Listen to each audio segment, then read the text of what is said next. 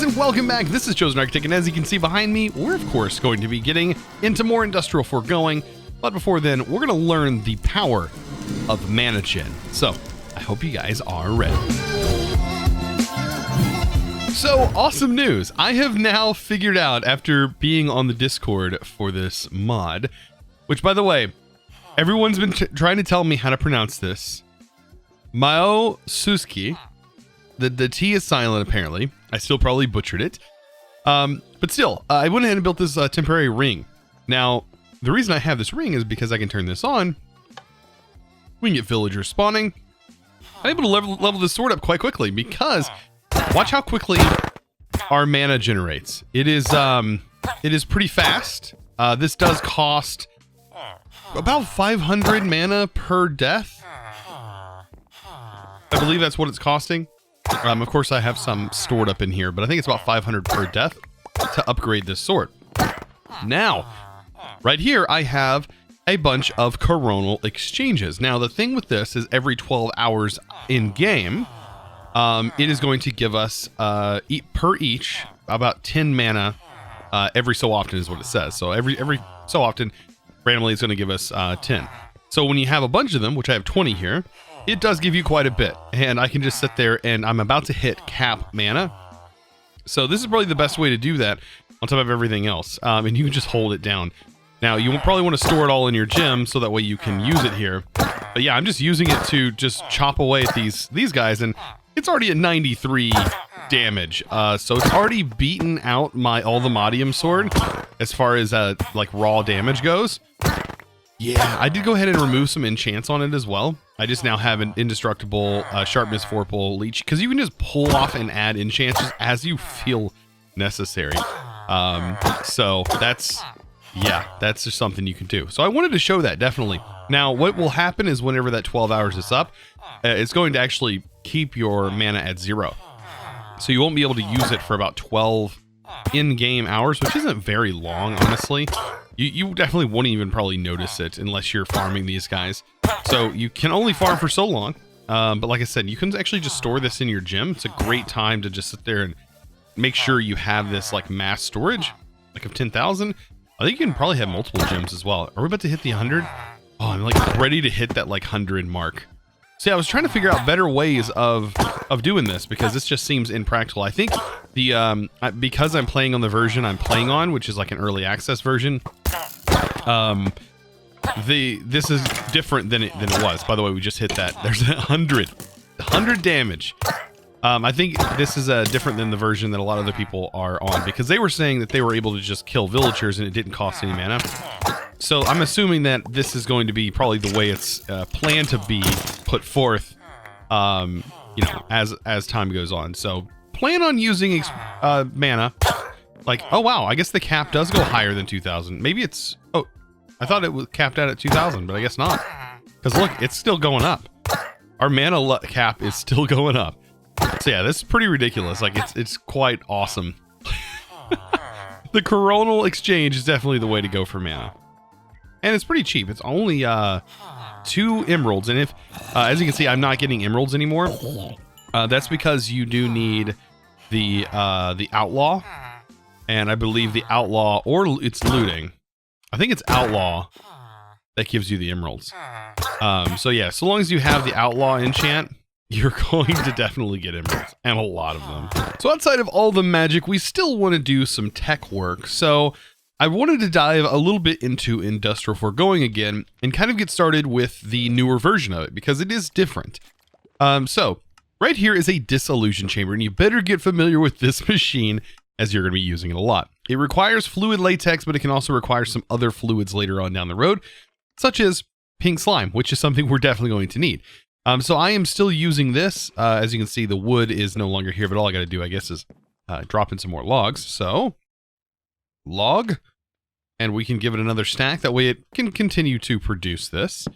I'll throw it back down there. Anyways, so latex being produced, I have latex stored in here. Probably won't need that much latex, but later on we'll probably have to either make a new machine or be sure to empty that completely out because we're going to fill it with pink slime. I was looking at the mob crusher, not at the mob crusher. And this is something that is I do want to use. I want to set up something that can take this mob crusher and allow me to generate any mobs drops, so long as I have that mob spawn, have that mob being able to be imprisoned. So to do this, I'll basically have a mob spawner that the mob crusher is grinding up. Everything that the mob crusher generates will basically be turned into essence, which is basically the experience from this mod. And then that essence will be used to generate other mobs that I choose. So I can really have anything drop that I would kind of want there in that special thing. So we do have villagers. Now I don't think villagers are going to work, so we may have to go grab another spawner. And of course, I do have zombie spawn eggs. I do have skeletons, which skeletons might actually work a little bit better, as getting bone is kind of nice for me. I can always use bones for interesting things like villager trading, which may sound weird, but I do really enjoy villager trading. So just being able to have a macro just like speed through and break these crops is pretty nice. So I do need to run over here and go ahead and grab a spawner. Doesn't really matter what it is because I'm going to end up changing it anyways. So I went ahead and built a little structure. Now, yeah, you might look at it and go, oh, it's kind of fancy looking. No. It's literally just a box. It's just a box with wood in it.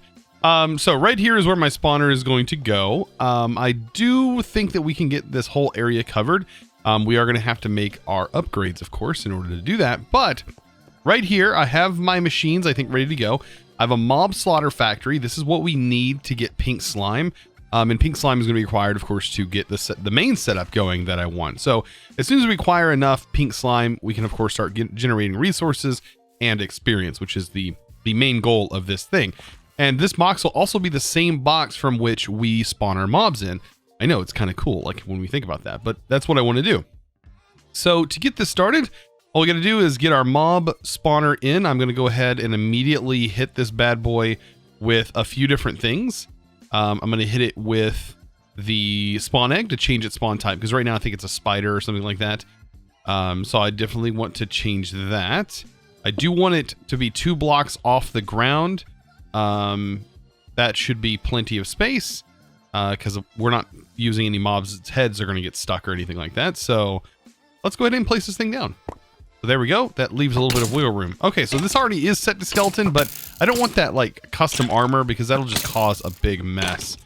So we might need to switch it to something else until then. Also, they are spawning, so we need to turn it off. So just by giving it some redstone, as you can see, that turns it off. Perfect. And then I also want, let's see. So yeah, I wanted to change this, didn't I?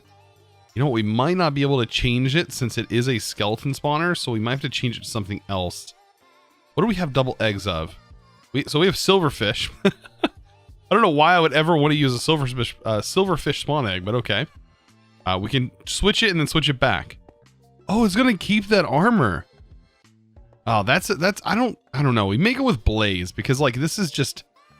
I might just go grab that blaze spawner. I think that might be a little bit better than going with this particular spawner. I don't want anything with like crazy amounts of armor. You know what? Blaze might be the best just because it's just going to be a simple thing to farm, and blaze can be used for a lot of different things. So in case you wanted to know, that familiar exchange that I talked about last episode, oh yeah, that totally works cross-dimensionally. So I have this guy here, and let me just kind of demonstrate. So I summon my familiar, and I'm all the way over here, just for example. And I go to familiar exchange and I use that. Yep, I teleport right where my familiar's at. Of course, my familiar gets teleported where I was at. And then all I have to do is say summon familiar and just bring them back. Very, very simple. It's just a simple way to teleport really quickly back home. That's pretty cool. So I did grab that spawner. Let's go ahead and place that bad boy. Now this is a blaze. Probably gonna need my redstone again. So I do need to grab another comparator just to make sure we shut this thing off. Don't want just blaze just spawning everywhere and setting my base on fire. That would be a nightmare. There we go. We shut it off. So I can go ahead and get the rest of this stuff set up. So once we get our machine placed down, we need to kind of figure out what exactly we're going to do with this thing. Now at first, I might actually place this like directly in here. That might actually work as well. I want to see the working area. Now at first, you see it's literally just this one spot. But I think it definitely goes. Oh, by the way, did you see what it said? Did you see what that just said? That's my familiar talking. My familiar is interested in this dragon head and keeps saying happy holidays, by the way.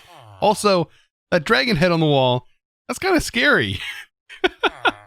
That's hilarious. I love how it's like, it did say that it'll find things that are interesting. So it also let me know that there was Fae in the area. So pretty useful little pet there. So yeah, like I was saying, this is going to generate 2 different types of fluid. One's going to be liquid meat. One's going to be the pink slime. You can see right here, meat and pink slime. It's also going to require some power. And yeah, there goes again. But we also need the range, because right now the range is just not big enough.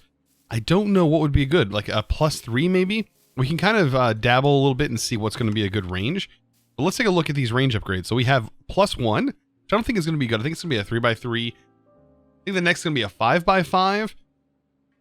This is going to be a 9x9, I think. So we might need to go with the tier 3, which is just going to be bone meal, 2 redstone, and 2 panes of glass. So with all this in our hand, all we have to do is just throw this inside here. And I don't think it matters what pattern it goes in, just so long as it's all in there.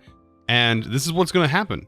By the way, if I sound a little bit weird today, man, it is allergy season. So of course I have a wonderful congestion.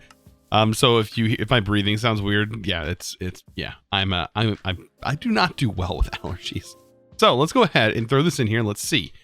Now, yeah, I was right. 9x9. Oh, no, I was wrong. It's a 7x7. I should have guessed that. So technically the 7x7 could be used for something else. I need to go to the next tier up. So if we take a look at range, I need to go to the 4. So that's going to be iron. This, a little tad bit of latex, one whole bucket, and some of this. So iron nuggets, very simple. Yes, 1, 2, 3, 4, and then we need glass, panes, 2 of those, and redstone. Pretty much the exact same thing we just did, just requiring different materials. So as you can see, you just toss this all in, and we're ready to go. Now, as far as the piping goes. On the bottom, I'm going to go ahead and hook up the power to this. Let's go ahead and throw the point on here. Throw the point, select our main network, so now it has some power. That should be able to be covered back up. Perfect. I sort of went with like a random design, like it's popping out of here for a reason, by the way. So that's not a mistake. That is there for a reason. It kind of goes with the aesthetic of things like being overgrown and like shattered. So this now fits the entire area. Perfect. Now, I hope that it will kill the blaze, because blaze do like to go up in the air. So they should eventually land. That's the goal.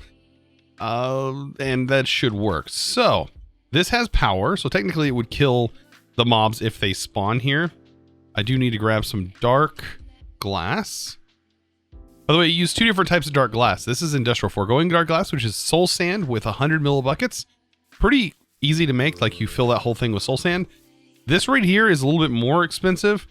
At least I think it was. It required, from Dark Utilities, it required like actual black dyed glass, then more black dye, and then it also required some coal as well to make this, and it doesn't make much. So, and that's pretty much all the coal I had. So I used all the rest of my coal on this.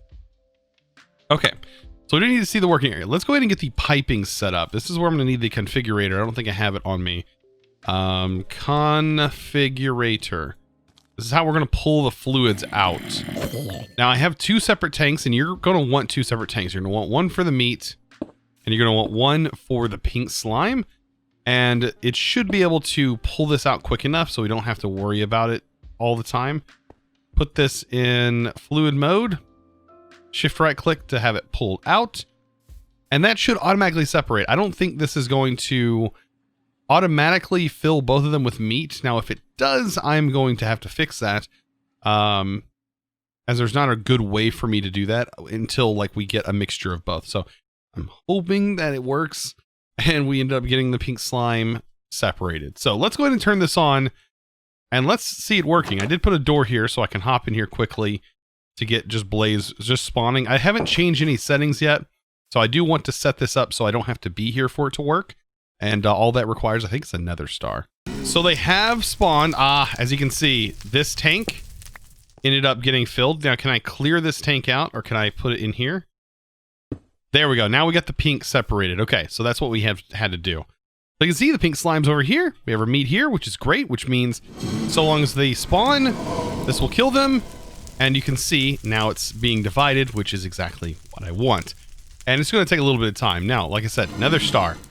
That needs to go in that bad boy so we can make it so we don't have to worry about it anymore. Now, I might have to go kill another wither because I don't think I just have another star laying around. So I decided to kill a couple of withers, which is going to be nice. So I don't have to worry about doing it later. But I should be able to hit this with that. And now it says factory ready, which this, by the way, will run without me nearby.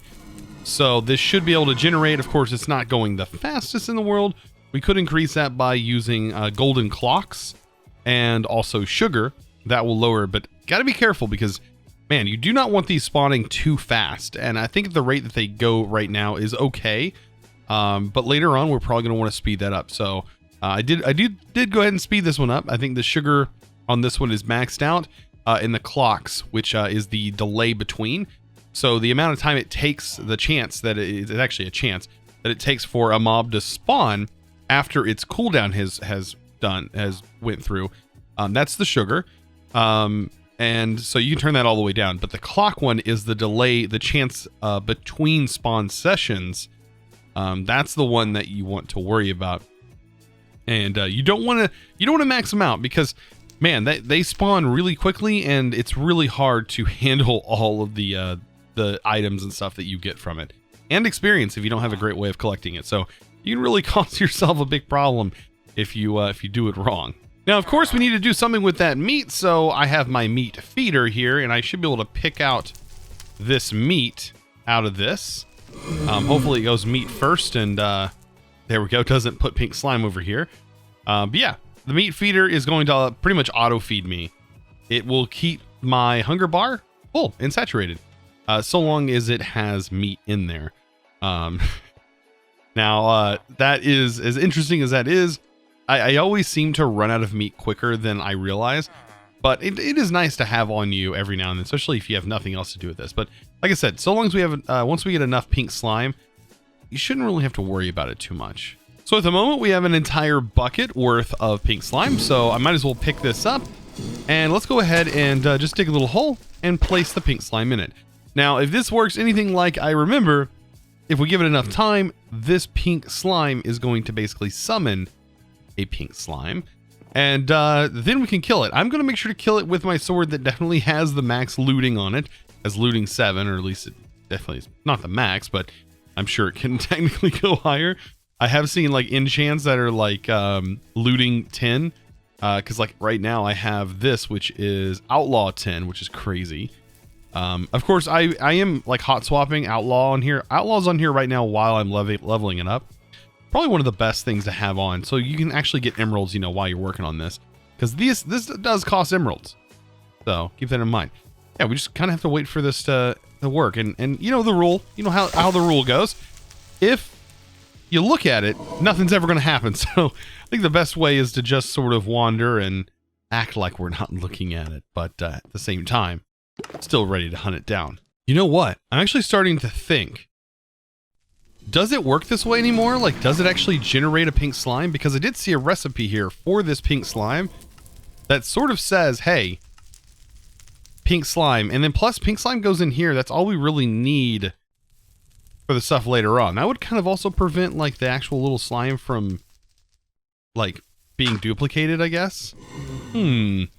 So what we could do is actually go ahead and make the mob crusher. So at the moment, I went ahead and deposited that. Let's get a glass pane.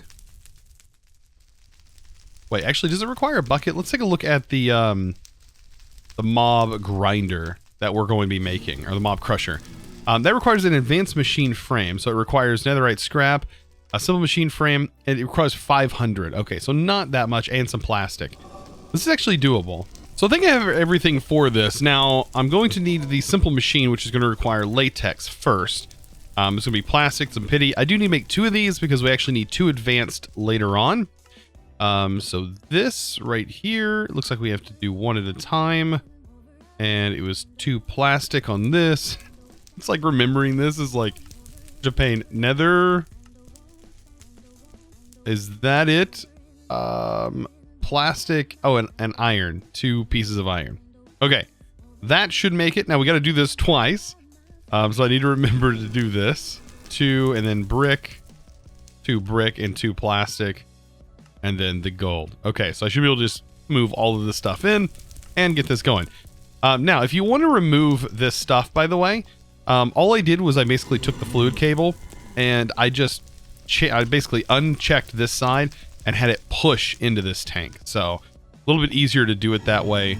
That way you can just simply remove it. Now, I did notice that these actually have a directional, like they can push and pull fluids and stuff. So that's really useful now because it wasn't like that before. So in prior versions, like I was talking about, we can sit there and change this to extract here. Just going to go ahead and break the cable because we have no need for this cable at the moment. Because we're going to fill this with pink slime. So let me grab another thing of pink slime over here. We'll just bucket that in real quick. And last but not least, we have this, which is going to be our plastic. 2 of these. I think it's gold instead of iron this time. The diamond. 2 plastic. And then, of course, we need our machine casing. So just like that. That should be the advanced version. And we have enough in here to do the exact amount. It's going to cost 500 a piece. So interesting. I was thinking, you know, that this was going to work a little bit differently. And we're going to have something to utilize the, you know, the mob capture tool. Like, that's not the case. That actual machine does not exist anymore. And I wonder if it's like permanently not going to exist or just hasn't been made yet. I noticed that the mods are kind of split up into their different categories now.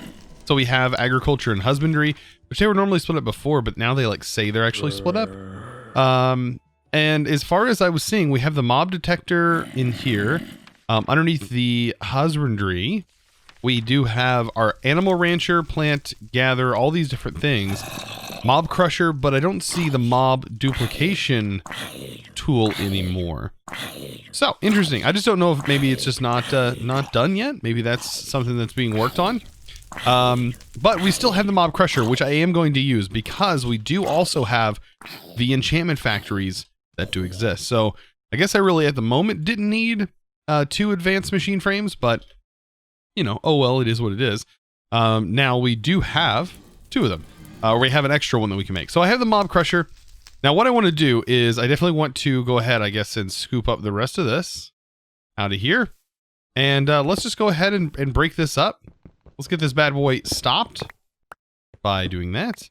I can go ahead and grab my slime. And then we're going to take our mob slaughter factory and we can go ahead and get it set up.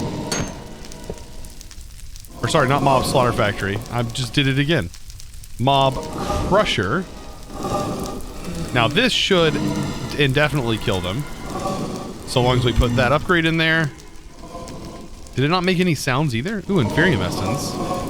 Ooh, interesting. Okay, I'm not seeing... Oh, there we go. Okay, so now we're getting the blaze rods and everything. Perfect.